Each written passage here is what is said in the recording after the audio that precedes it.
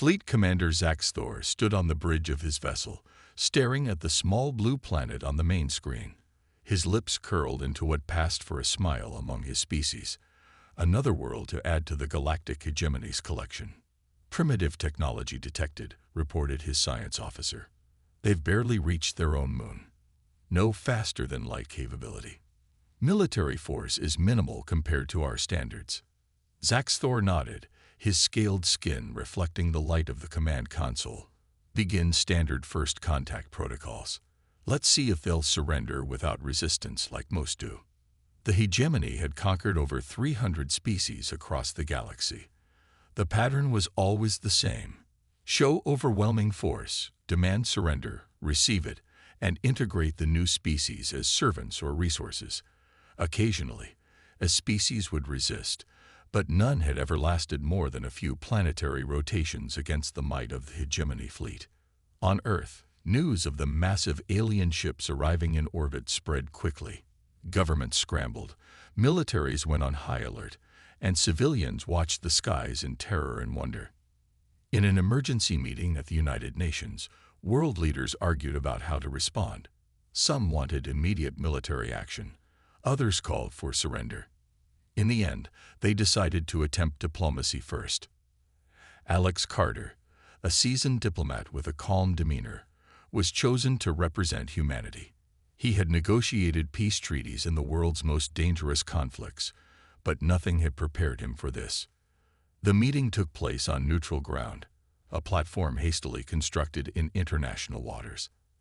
Alex stood tall as the alien shuttle landed. He wore no weapons, carrying only a small device to help translate. Zaxthor emerged with 4 guards. He towered over Alex by at least 3 feet, his reptilian features imposing and cold. "I am Fleet Commander Zaxthor of the Galactic Hegemony." The translation came through Alex's device. "We claim this system as ours by right of discovery and superior might." Alex bowed slightly. "I am Alex Carter, representing Earth. We welcome peaceful contact with other civilizations, but we must inform you that Earth is our home and not available for claiming." Zaxthor made a sound that might have been laughter. "You misunderstand. This is not a negotiation. The hegemony requires your unconditional surrender. Your species will be categorized and assigned appropriate duties within our empire." Alex maintained his composure. "Perhaps we could discuss mutually beneficial arrangements instead. We have much to offer as equals." "Equals?" Zaxthor's voice registered genuine surprise. "You have not even left your solar system. Your weapons are primitive. Your ships fragile. What could you possibly offer as equals?" "Friendship, innovation, a unique perspective," Alex replied. "And if those don't interest you, then know this: humans don't surrender easily. We've spent our entire history fighting each other. We know war better than peace." Zaxthor dismissed this with a wave. "All species say similar things before accepting reality. You have 1 Earth day to surrender formally. After that, we demonstrate our power on one of your smaller cities." The meeting ended abruptly. Alex returned to report the ultimatum. World leaders quickly agreed on a response. If the aliens wanted war, they would get one. Every nation united against the external threat. Admiral Olivia Mason was chosen to deliver humanity's answer. A decorated veteran of numerous conflicts, she stood before the communication screen with steel in her eyes. "Fleet Commander," she said when the connection was established, "I speak for Earth now. We decline your offer of surrender." Zaxthor's expression didn't change. "Then you choose extinction." "No," Olivia replied calmly. "You still have time to retreat. This is not a plea for mercy. It's the only warning you'll receive." The aliens on the hegemony bridge erupted in what could only be described as laughter. 300 worlds have fallen before us," Zaxthor said. "Your primitive weapons cannot harm our ships." Olivia simply nodded. "We warned you to run. Remember that in the days to come." The communication ended. On the hegemony flagship, Zaxthor ordered preparations for a swift conquest. These humans would learn their place, just like all the others before them. He had no way of knowing this conflict would be unlike anything the hegemony had ever faced. The hegemony launched their first attack at dawn. 3 massive warships descended upon Earth's largest military base on the Pacific island of Guam. They expected quick destruction and surrender. They were wrong. As the alien vessels moved into position, Commander Ryan Foster sat calm in the underground command center. Years of secret preparations were about to be tested. "All stations report ready, sir," said his lieutenant. Ryan nodded. "Activate the Earth defense grid. Let's show our visitors what humans can do." Across the planet, hidden installations powered up. Technology that governments had kept secret from their own citizens now revealed itself. While humans appeared primitive to outside observers, they had recovered alien technology from crashes over the years and reverse-engineered it in secret. Zaxthor watched with satisfaction as his ships fired the first salvos. Energy beams capable of leveling mountains struck toward the surface. Then his satisfaction turned to confusion. "Sir, our weapons are being deflected," reported his weapons officer. "The humans have shield technology." "Impossible," Zaxthor hissed. "Their technological level is centuries away from such capabilities." On Earth, Ryan allowed himself a small smile. Launch countermeasures. From hidden silos, missiles unlike any seen in public rose toward the hegemony ships. These weapons didn't rely on explosives, but instead carried specially designed disruptors that targeted the alien shield's frequency. The first hegemony ship shuddered as its shields failed. The second took damage to its main propulsion system. The third managed to retreat to higher orbit. Zaxthor slammed his clawed hand against his command chair. How is this possible? Their files showed no such weapons. His intelligence officer looked shaken. They must have hidden their true capabilities. Our scans were wrong. Meanwhile, Lieutenant Kate Wilson led a squadron of stealth fighters into space. These small craft used technology that bent light around them, making them virtually invisible to hegemony sensors. "Remember your training," Kate told her pilots. "Hit their supply ships first, then retreat. Don't engage their main battleships yet." The human fighters struck like ghosts. Hegemony supply vessels exploded without warning. By the time the aliens scrambled defenders, the humans had vanished. In orbit, Captain Ben Rivers commanded Earth's first official space battleship. While small compared to hegemony vessels, it carried the best of human innovation. Their communications seemed to rely on quantum entanglement, reported his science officer. "We can't intercept them, but we can flood their frequencies with noise." "Do it," Ben ordered. "Let's blind them." Across the hegemony fleet, communication systems failed. Ships could no longer coordinate their attacks, forced to act individually against an enemy that seemed to be everywhere at once.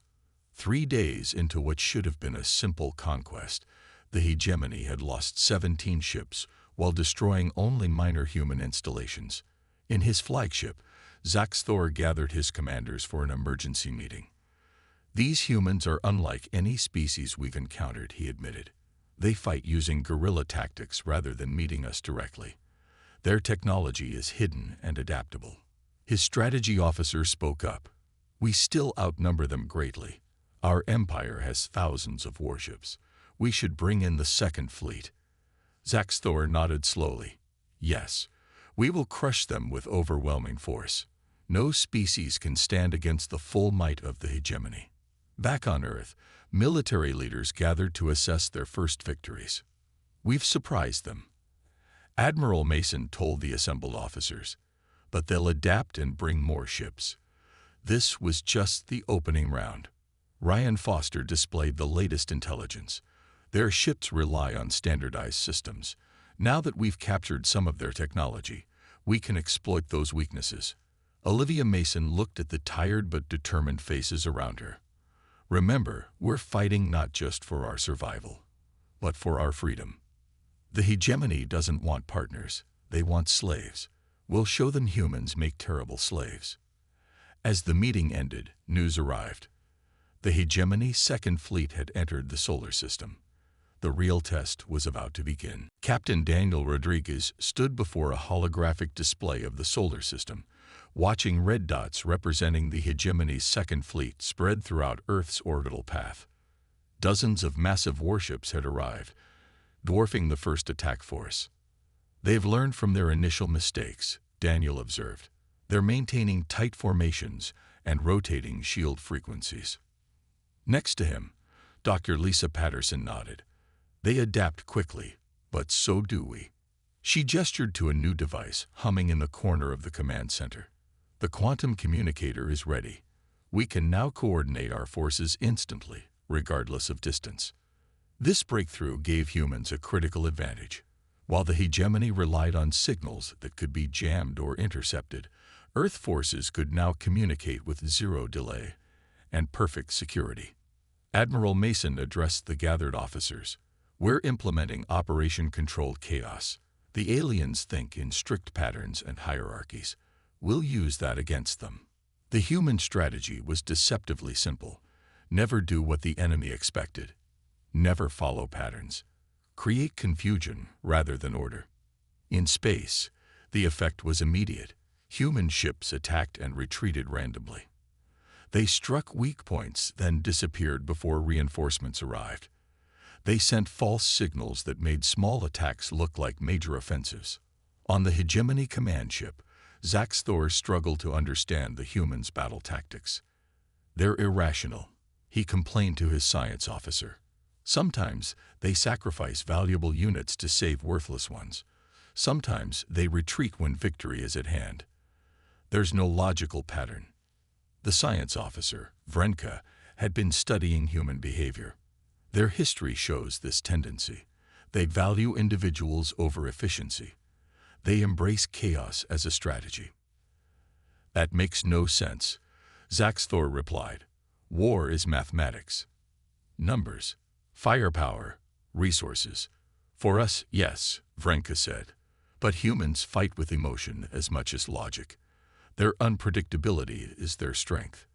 The greatest test came at the Battle of Jupiter's Moons. The Hegemony positioned their largest force yet, 10 ships for every human vessel. By all calculations, Earth forces faced certain defeat. Lieutenant Greg Porter commanded a small squadron of fighters hiding in the rings of Saturn, waiting for orders. When they came, he couldn't believe them. "They want us to attack their flagship directly. That's suicide," his co-pilot said. Greg smiled grimly. "Exactly why they won't expect it." 45 human ships charged directly at the heart of the Hegemony fleet. The aliens, expecting flanking maneuvers or retreat, were caught off guard by the frontal assault. Meanwhile, Dr. Patterson activated her newest creation, a device that temporarily disrupted the aliens' neural networks. For 30 crucial seconds, Hegemony crews experienced confusion and disorientation. That was all the time humanity needed. Specially designed missiles struck the flagship's command center. Secondary explosions rippled through 5 support vessels. When the battle ended, humanity had achieved the impossible, victory while outnumbered 10-1. News of the defeat spread quickly through the Hegemony ranks. For the first time, doubt crept into their certainty. In a secure chamber on the Hegemony homeworld, the Galactic Council, 12 elder members representing the ruling species, gathered in emergency session. "These reports are disturbing," said Council Leader Drax. "No species has ever inflicted such losses on our fleets." Another counselor raised a hand. "Perhaps we underestimated these humans. Our initial scans failed to detect their true technological level." "It's more than technology," a third counselor noted. "Their psychology makes them dangerous. They fight hardest when victory seems impossible." The council leader's expression darkened. "We cannot allow word of these defeats to spread. Increase forces in the human system immediately. We will crush this rebellion before our subject species learn of it." Back on Earth, a celebration began, but Admiral Mason remained serious. "We've won some battles, but the war is just beginning. The Hegemony controls thousands of worlds. They won't give up easily." Daniel Rodriguez studied the latest intelligence reports. They're already adapting to our tactics. The next wave will be harder to defeat. Lisa Patterson smiled. Then we'll just have to get more creative. Humanity had surprised the galaxy's greatest empire, but the true test was still to come. The Galactic Council was done playing games. After 3 months of unexpected defeats, they authorized the use of planet-killer weapons against human outposts. The Mars colony, home to 12,000 civilians, was their first target. Send a message they cannot ignore, commanded Supreme Council Leader Drax. Show them the price of continued resistance. From the bridge of his new flagship, Zax Thor watched as the massive weapon powered up. The device created a localized gravitational singularity that would tear a planet apart from the inside. It was a weapon the hegemony had used only twice before in its long history of conquest. "Weapon at full charge, Commander," reported his officer. "Target locked on human Mars colony." Zax Thor hesitated briefly. Something about these humans had begun to earn his reluctant respect. But orders were orders. "Fire," he commanded. On Earth, Admiral Mason received the emergency transmission from Mars. They've deployed some kind of gravitational weapon. The colony is breaking apart. The room fell silent as they watched helplessly. Within minutes, the red planet's surface cracked and shifted. The small human settlement vanished in clouds of dust and debris. 12,000 people, Ryan Foster whispered. Men, women, children. Admiral Mason's face hardened.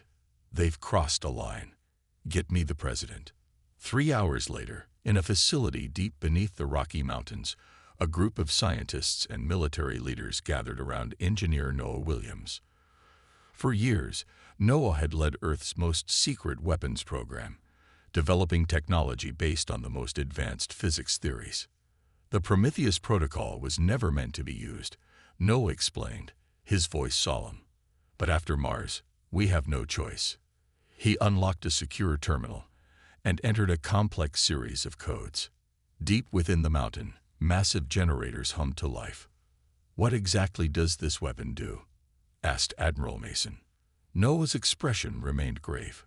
"We've learned to manipulate dark matter, the invisible substance that makes up most of the universe. This weapon can destabilize the dark matter field around enemy ships, essentially dropping them out of reality for a fraction of a second." "And when they return to normal space?" Ryan Foster asked. "The laws of physics ensure they won't return intact," Noah said simply. The first test of the dark matter weapon came 2 days later, when the hegemony fleet moved toward Earth's moon base. 300 alien ships approached in tight formation, confident in their overwhelming numbers. Admiral Mason gave the order. "Activate Prometheus Protocol. Target the enemy command ships only." Noah initiated the sequence. From hidden installations on Earth's surface, invisible waves of energy pulsed outward, distorting space itself around 5 hegemony vessels. For a moment, nothing seemed to happen. Then, one by one, the ships simply vanished. When they reappeared seconds later, they were twisted masses of metal, atmosphere venting into space, systems offline. Panic spread through the hegemony fleet. Nothing in their experience had prepared them for a weapon that violated the fundamental laws of physics as they understood them. Zax Thor stared at his display in disbelief. "What just happened? Where is the 3rd Battalion?" "Gone, Commander," his science officer replied, voice shaking. "The humans have weaponized dark matter somehow. This technology is beyond even our theoretical understanding." As the alien fleet retreated in disarray, Admiral Mason ordered Earth's forces forward. "The time for defense is over. We take the fight to them now." Across the solar system, human ships emerged from hiding places. The counterattack began, pushing toward hegemony supply lines and forward bases. In distant parts of the galaxy, news of the human resistance spread despite the Council's efforts to suppress it. Species that had lived under hegemony rule for centuries began to whisper about the possibilities. On the hegemony homeworld, the Council gathered again in emergency session. "These humans must be destroyed at any cost," Council Leader Drax declared. redirect forces from the outer territories, abandon the border wars if necessary. All resources must focus on crushing Earth. Another counselor spoke hesitantly. And if we can't defeat them? The chamber fell silent at this unprecedented question. For the first time in 10,000 years, the hegemony faced an enemy it might not be able to conquer. Back on Earth, Admiral Mason addressed her commanders.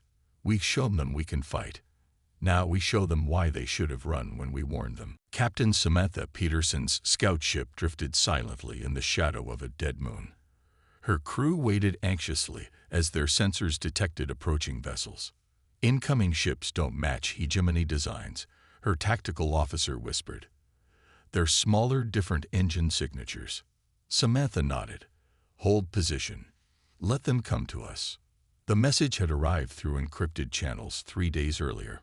Representatives from subjugated species wanted to meet. After centuries of hegemony rule, they were reaching out to humans, the first species to successfully resist the Empire.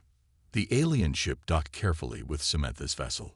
4 different species emerged, each distinctly non-human, yet all showing signs of the same emotion. Hope. I am Krell of the Vorn Collective, said the tallest among them. For 800 years, my people have served the hegemony. We watch your resistance with great interest. And risk, added another alien, skin shimmering with bioluminescent patterns. If the Council discovers this meeting, our worlds will face punishment. Samantha understood the gravity of their visit. Why take such a risk? Krell's 4 eyes blinked slowly. Because you've proven the hegemony can be defeated. We bring intelligence, star charts, access codes, and the promise of rebellion if humans continue to succeed. Back in Earth's command center, Admiral Mason reviewed Samantha's report with growing excitement. This changes everything. The hegemony isn't just fighting us. They're sitting on a powder keg of potential rebellions. Within days, the Free Species Coalition was born. Representatives from 12 subjugated races pledged support to the human war effort. Some provided only information, while others secretly sabotaged hegemony operations in their sectors. Meanwhile, Lieutenant John Miller led a special forces team deep into hegemony territory.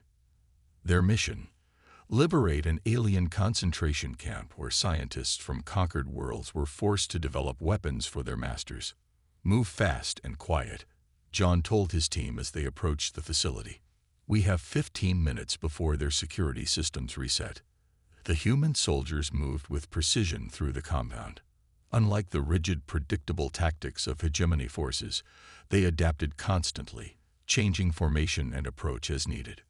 When they reached the central chamber, John was shocked by what they found. Hundreds of aliens from at least 20 different species worked in miserable conditions, many showing signs of torture or starvation. We're from Earth, John announced through his translator. We're here to free you. The aliens stared in disbelief. Some wept with unfamiliar biologies. Others simply stood paralyzed by shock. An elderly alien stepped forward, his withered body showing signs of many species mixed together through crude experimentation. The humans. The prophecy speaks truth then. What prophecy? John asked as his team began disabling restraints. Ancient writings from extinct civilizations, the alien whispered. They speak of humans, the species that brings change, for better or worse. The species that refuses change. The rescue mission succeeded beyond expectations. Not only did they free the prisoners, but the liberated scientists brought invaluable knowledge of hegemony weaknesses. In deep space, Zaxthor received increasingly disturbing reports. His fleet had lost 3 more engagements with human forces.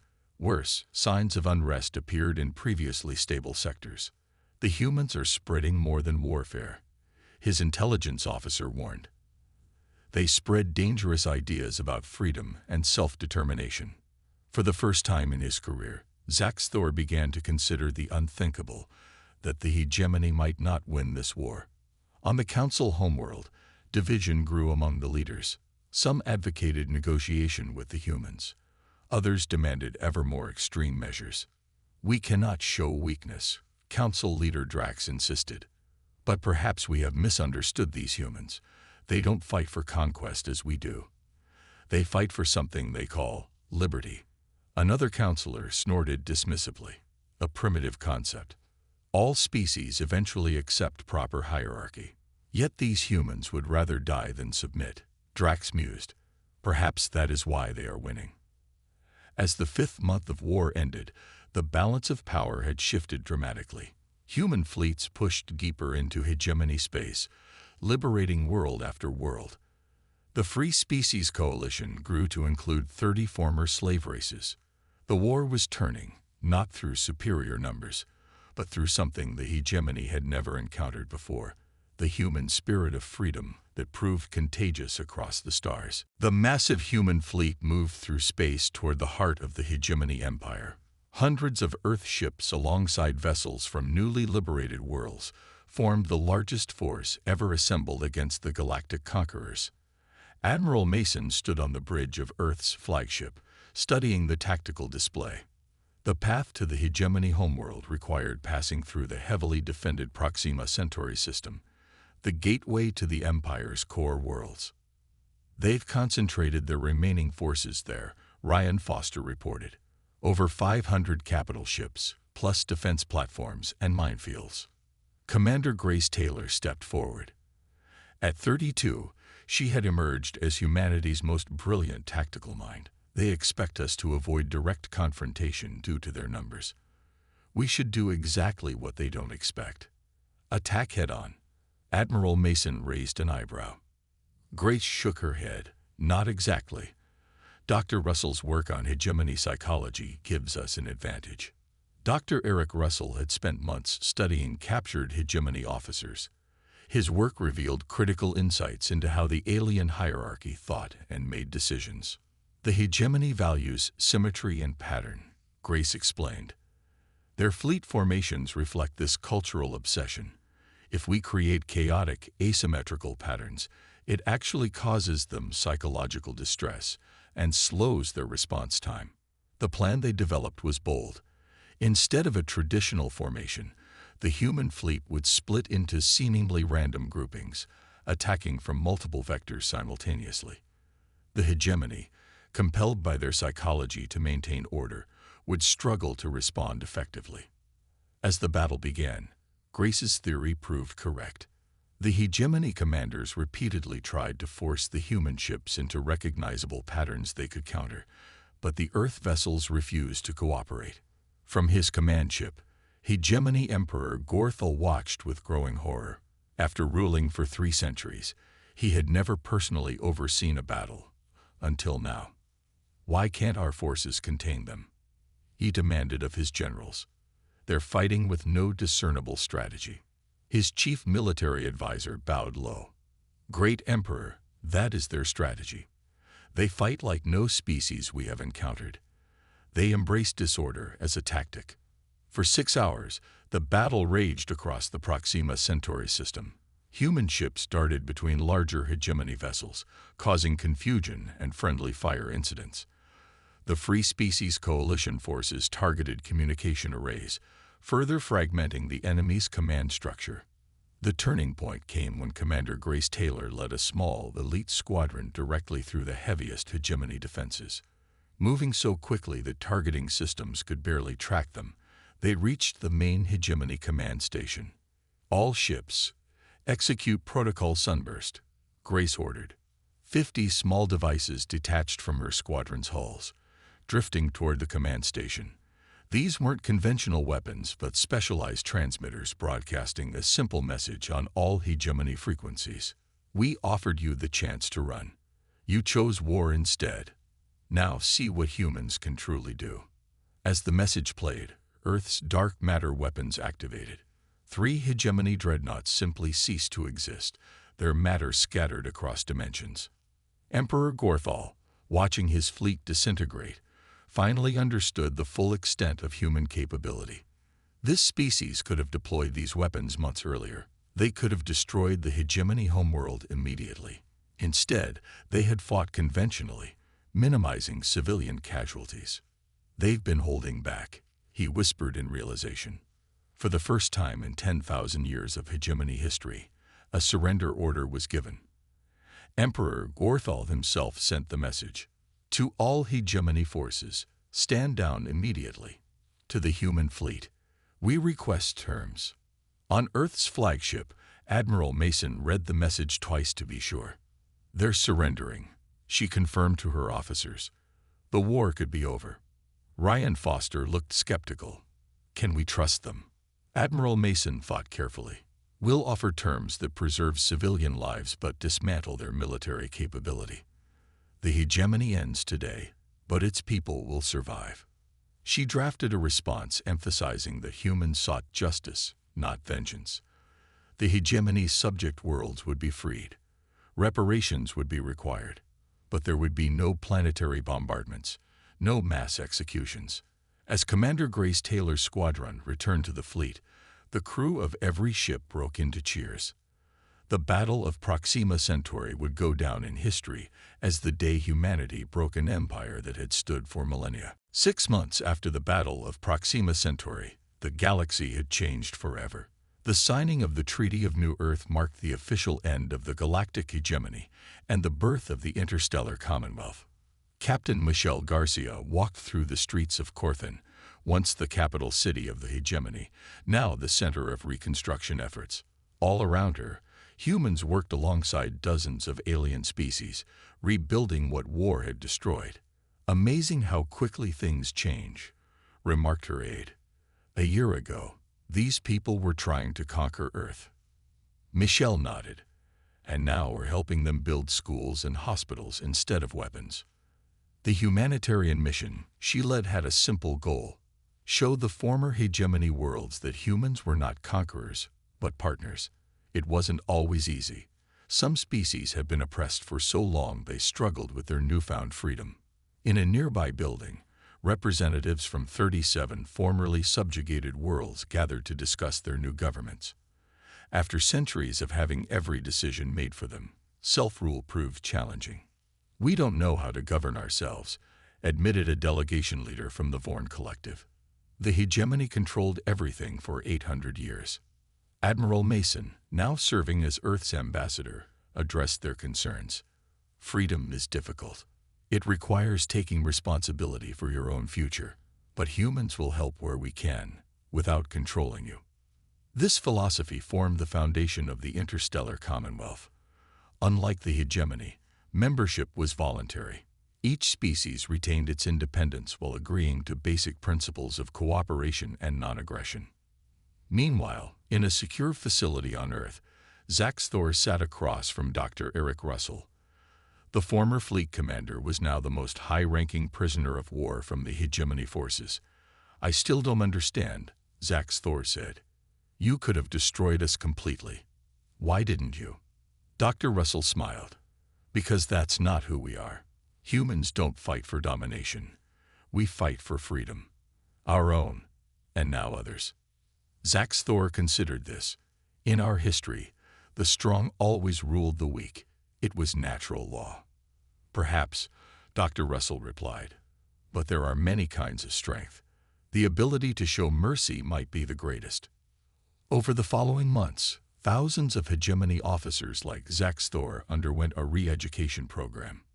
Not brainwashing or indoctrination, but simple exposure to human values and history. Many, including Zaxthor, eventually requested to join the peacekeeping forces of the new Commonwealth. Back in space, the former hegemony homeworld hosted the first Galactic Congress.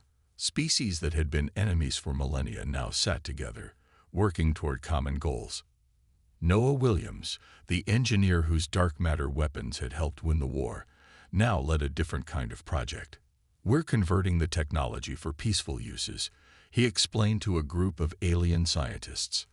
Imagine transportation systems that could cross the galaxy in moments. The greatest challenge came from the former ruling species of the hegemony. For 10,000 years, they had considered themselves superior to all others. Now they struggled to accept their place as equals. Former Emperor Gorthal, stripped of his title, but allowed to serve as a regular representative, addressed his people. We must learn from our defeat. The humans prevailed not because they were more powerful, but because they fought for something greater than power.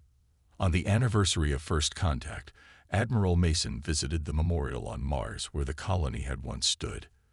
Construction of a new settlement was already underway, but the memorial would remain, a reminder of why they had fought. She found Ryan Foster already there, looking at the wall of names. "Do you think they understand now?" he asked. "Why we warned them to run?" Olivia Mason looked up at the stars, now filled with ships from dozens of worlds traveling freely. "I think they're beginning to. We didn't want war. We just wanted to be free, and to extend that freedom to others." As night fell on the red planet, lights from construction equipment twinkled like stars on the surface. Where there had been destruction, life was returning. Where there had been an empire built on conquest, a commonwealth based on cooperation now stood. The humans had warned the hegemony to run. They hadn't listened. But in the end, that failure had led to something better than either humans or aliens could have imagined. A galaxy where different species worked together not through force, but through choice. And across thousands of worlds, the story was told of how humanity had shattered an empire not to rule the galaxy, but to free it.